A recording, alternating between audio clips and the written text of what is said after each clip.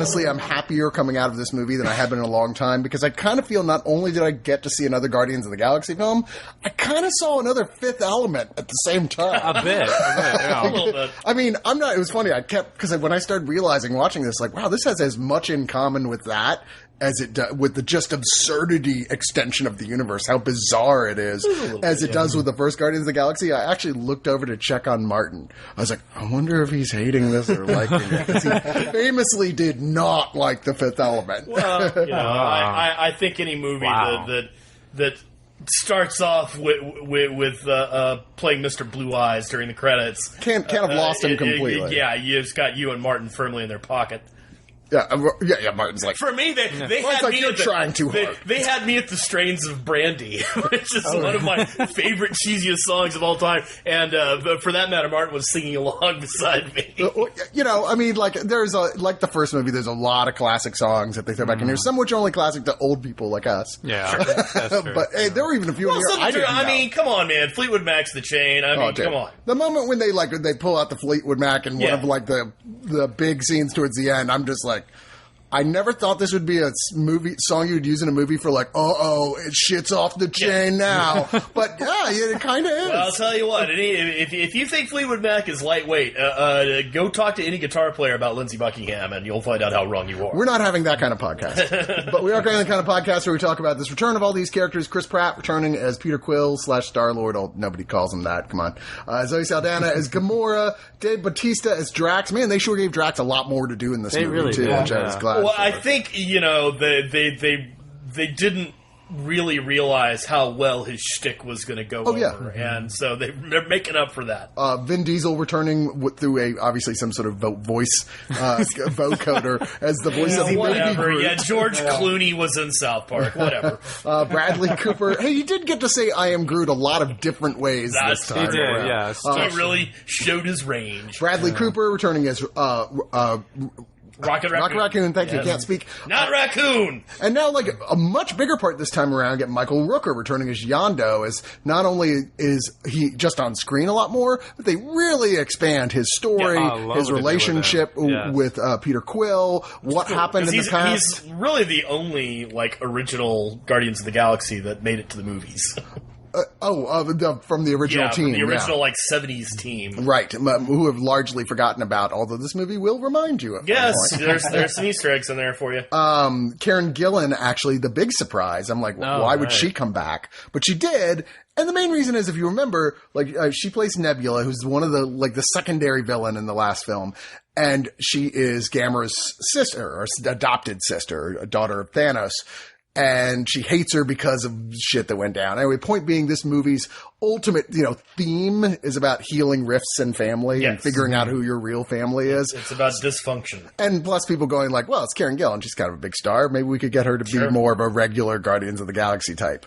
Yeah. And sure, why not? Although without the red hair, it's distracting. I mean, it's kind of an assemblage of kooks from across the galaxy. Why not her? And it's bringing a lot of new characters to the team up, or just the mythos now as well. Like Cameron Teef as Mantis, who's like an empath. She's like Troy from Star Trek Next Generation, except better. She really is. Yeah.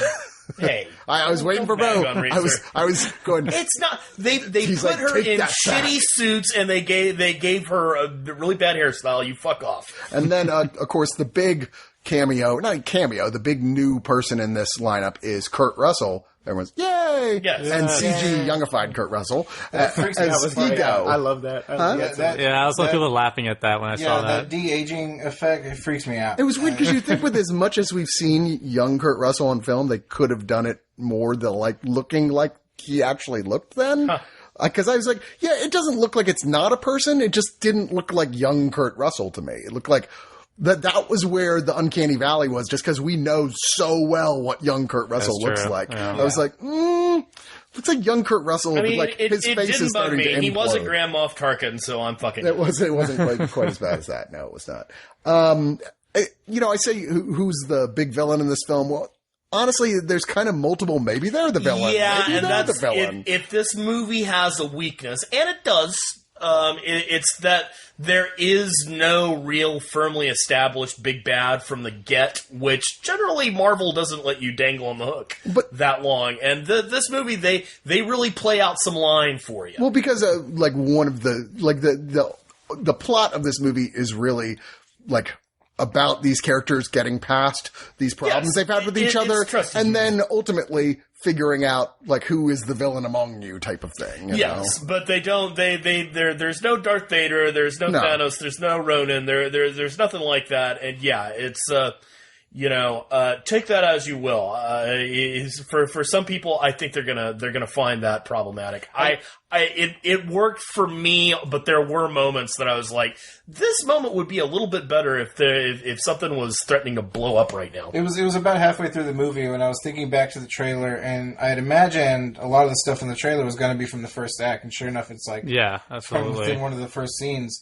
And it was about halfway through the movie, and I was like, who's the villain in this? There's no way to tell from the trailers what the actual plot of this movie is, because it's just so big and colorful and crazy and so much of just outright absurd shit. I mean, this isn't the Star Wars type universe or the Star Trek type universe.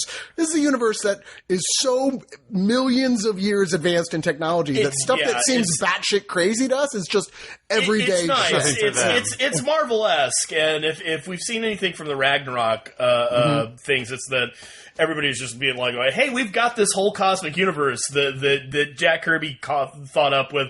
Why not, press the gas pedal on that down to the floor? But I will tell you, in terms of the villain, I actually really liked it and found it as refreshing as I did the villain in Civil War. Here's something that was not the way you expected them to handle a villain at all. It was a very different take on a major villain and their motivations and their relationship to everybody else in it. And I really liked it. I'll even go so far as to admit is when it came to the point where I saw it coming, I was begging the movie not to do it inside. I was like, no, don't do that. Oh, no. Not in a sort of they shouldn't, but duh. Yes. I kind of felt that way too. I threw in another twist in there, and I was like, oh, okay, yeah, now get this motherfucker. There's so many little, if you're really building on this Guardians lore and maybe even have a little bit of knowledge of Marvel's bigger universe, there's so many little tiny twists and little tiny reveals throughout this thing. Even one involving Stan Lee, which is kind of like the keystone Stan Lee cameo to all his cameos. Right. Probably so. So I've been quiet this entire time. Hey, I'm John. John! But Tell us why you hate the film. No, John. I love the aspect that there is a major villain, but it's not important. It's all about this family, essentially. That's the way the game's taking it currently, and I think that's the most important aspect of this team that they've made. I think it's the easiest watch. Out of what they've done recently, it's so easy to watch. I didn't notice there wasn't a huge villain. I was just watching it and enjoying it. I don't think there's anything that gets in the way. In terms of, these references, I'm obviously... They go over my head, half the music. But you never felt like you were missing anything. But I never felt like I was missing anything, and I did get the Pac-Man reference. And there you go. This movie kicks eye candy at you like a snowblower.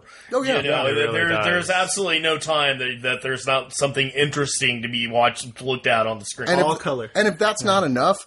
The people responsible for writing the comedy in this, I feel like they nailed it even more so than they did in the first one. Really? Which was genuinely a funny movie, but there were points I couldn't catch my breath in this film. I was laughing so hard. Yeah, it was a joke a minute sort of thing.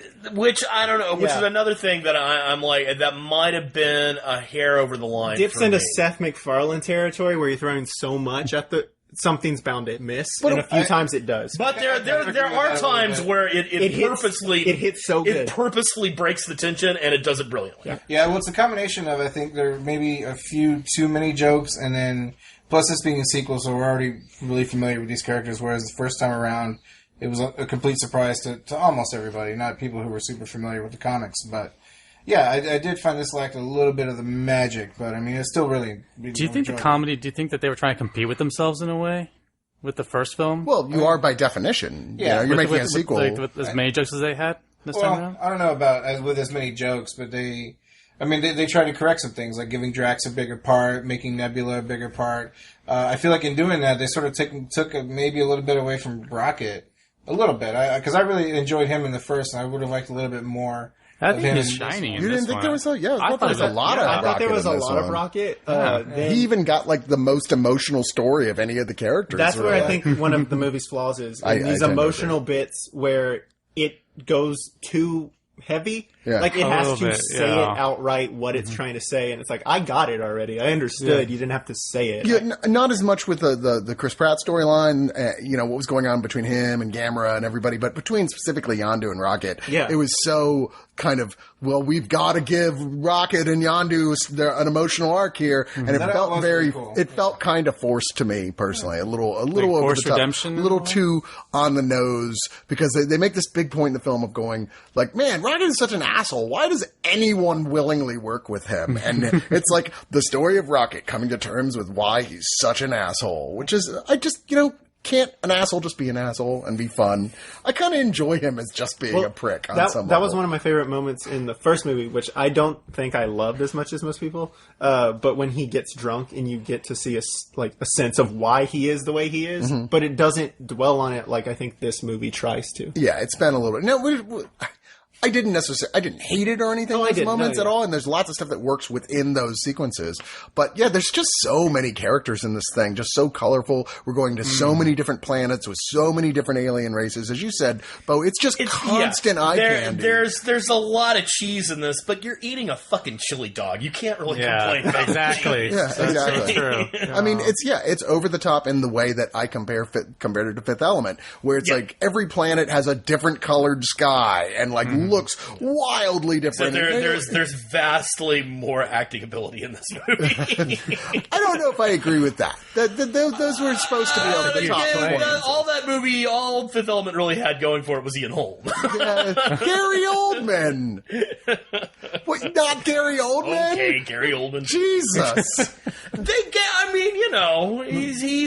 He was playing Gary Oldman. He kind of downshifted into second gear. Now I'm going to chew the scenery here and speak in a southern accent. The Fifth Element was a masterpiece. Shut up. Anyway. 20th anniversary. No, the Fifth Element is love. Yeah, shut the fuck up. You're missing the whole point. Okay, go on. Anyway, we're not talking about the Fifth Element. I can argue about that later when I do the commentary track for you.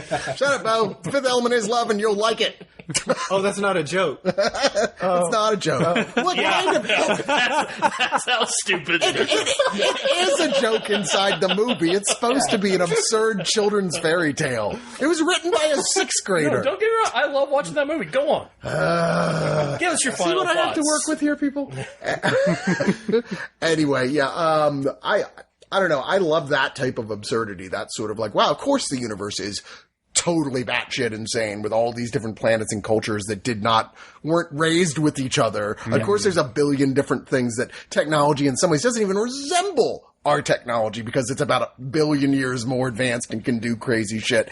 The way it just does it and goes, yeah, of course it does it. Why are you questioning? Do you think we really need a backstory for every cool gadget that Rocket pulls out of his pack? No, you accept it because it's the crazy Marvel space universe, which is exactly what it should be. Exactly. And doesn't feel like any of the other previously existing space universes that have been built out there. So thumbs way up. But let's go to final thoughts here and start with Frank. What do you have to tell us here? Oh my god, I love what they're doing with this. I love what Gunn and company are doing with this sort of like this.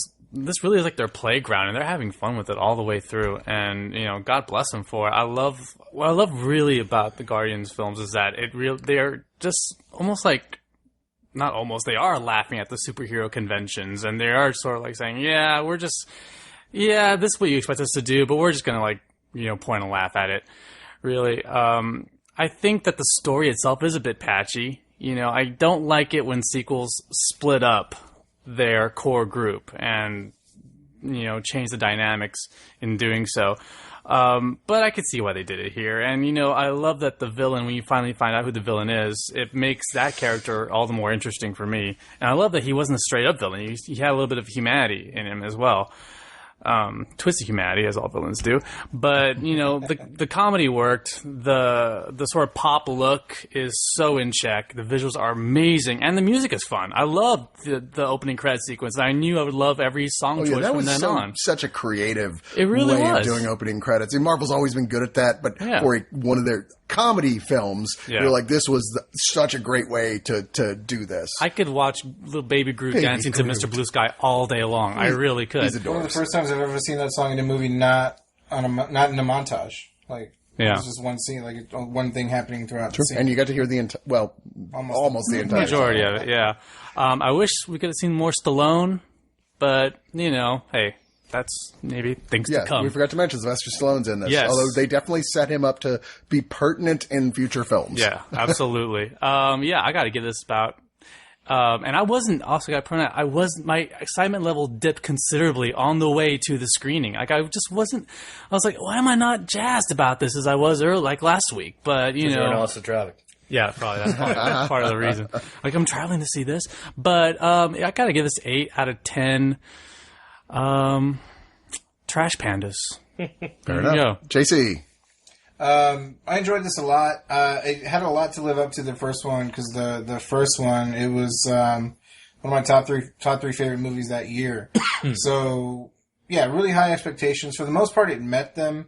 I kind of was feeling the same thing. Like I had been excited, and then sort of to the theater, I wasn't super excited. I don't know why. It got really good early positive buzz, but it strays away from the conventions of the normal Marvel movies enough to where this kind of felt a little bit like a bottle episode. Like, I think what made the Wolverine, the second movie, and Logan work, and that there was their own stories, and this one sort of sets it up to where it can break off in different, unique, stories and movies with the Stallone character and all that. Yeah, it delivered in a lot of ways for me. Yeah, I mean, it's some really cool visual effects, actually. One of the, blown away by the one visual effect at the end when, an person was, an embodied spirit, a spirit without a body essentially was like gaining his body. That was a really cool visual effect. Yeah. I hadn't really seen that before. I was just kind of blown away by that. But yeah, really enjoyable experience all around. Nothing really bad to say about it. I would give it 8 out of 10 Microsoft Zunes. Jonathan. Yeah, as someone who the first one didn't land with them as much as I wanted it to, my expectations coming in this were just, okay, sure, whatever. But I really think it is just a super easy watch. I've been saying that I think Ant-Man's going to be one that's easy for me to return to because it doesn't feel like it has this baggage. This one doesn't either, despite being a sequel. It is just so colorful. Like Frank had said, they're working in their own playground. And so I think it works in that sense. It even more than I think the X-Men do. The Guardians feel so detached from everything else that's going on, and I think it really works to its benefit because it just gets to spend an entire movie digging into 5 different people and just kind of seeing how they bounce off each other in different combinations. So yeah, it was just super easy to watch, super fun. I do think at times it plays a little bit to the cheap seats, like it's just yelling so broadly jokes, and they're just coming a mile a minute, so obviously some of them land flat. And I think some of the emotional scenes are a little bit heavy-handed, as I said earlier, but it's a comedy, straight up, so it's fine. I give it 8 out of 10 Mr. Good Bodies. Cool. Beau. I thought this, it really accomplished its ends. I was expecting to have a lot of fun, and I had a lot of fun. Like I said, it's a big chili dog of a movie with a lot of cheese sauce on it. And I love chili dogs, especially when they have lots of cheese sauce. I do, if anything detracts from it, it is, there's a little bit of a vagueness, about what are we rooting for, where are we going on the journey here.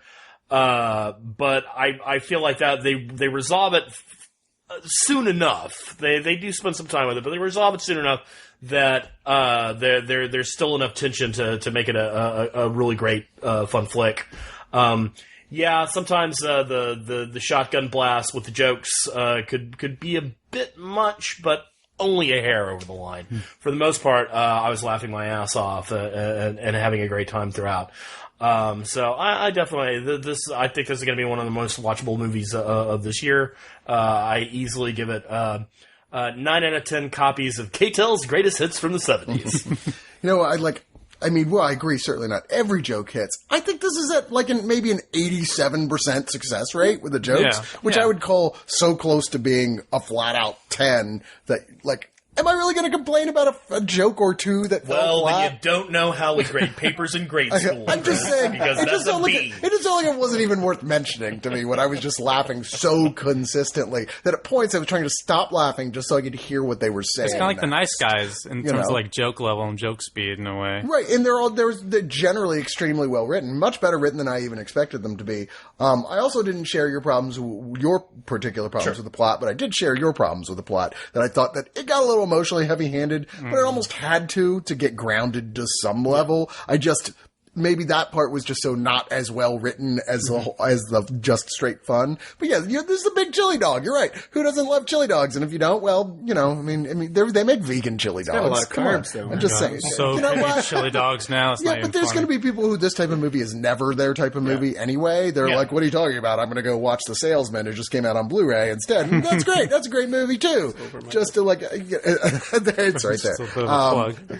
It's like, who would watch this kind of cinematic garbage? It's like, well, people who aren't total snobs and like all kinds of movies, because when it comes to just popcorn entertainment, this is, I think, about as good as this sort of thing gets. It's a comedy space opera that is kind of written and directed by an insane person, but who's got the best support team that exists out there for making this kind of movie, and an equally insane brother. What's his brother do? He's Yondu's like assistant. Yeah, his brother is the first. Right. Yeah. I knew he was in the movie, and they set him up to where we'll be seeing more of him. Yes. No big surprise, since James Gunn is like, okay, fine, I'll direct the third one, but no more.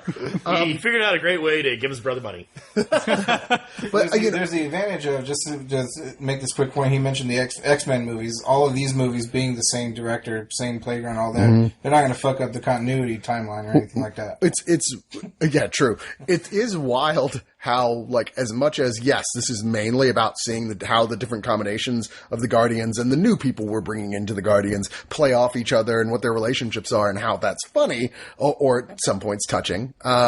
It's also about building this own universe of its own that, at this point, only through lip service connects with the bigger Marvel universe, and even then only to stuff we only seen in post-credit scenes. Yeah. Yes, I'm talking about Thanos.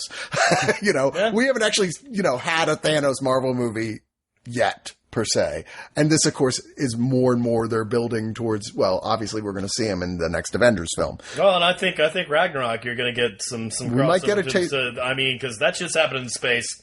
Yeah, I mean, you, buddy. Ragnarok is going to do more to build up this Guardians of the Galaxy space. I wouldn't be surprised if we get a surprise cameo from one of the Guardians. Did you notice during the closing credits when they had like the people dancing? One of the people dancing was Jeff Goldblum's character. I saw that. Yeah. Was it? Okay, so that seems like a pretty direct. Yeah, you'll be seeing them sooner than you think. But it really is. It's almost a sideline Marvel universe where they can do whatever the fuck they want to, even crazier. Space rules. Like, what? Fuck it. There's a planet that we just never mentioned before that everything's upside down and everybody talks with spaghetti coming out of their nose. I don't know. Why not? It doesn't matter. It's Marvel space. It's going to be awesome. Don't worry about it. As long as James Gunn's doing it. I loved the shit out of this thing. I really did. I haven't laughed that hard in a really long time. And I just thought visually this is about as pretty as a movie can get. I give this 9 out of 10 infectious Drax belly laughs. Because boy, was there more than a few of those. He's so deadpan too. It's brilliant. Yeah, they really learned how to use him in this one. Yeah. And Baby Groot, who's adorable. I know. Man, they thought they sold a lot of Groot merchandise after the last movie. They're gonna make as much money off of the Baby Groot merchandise from this movie as they do from the movie. I suspect.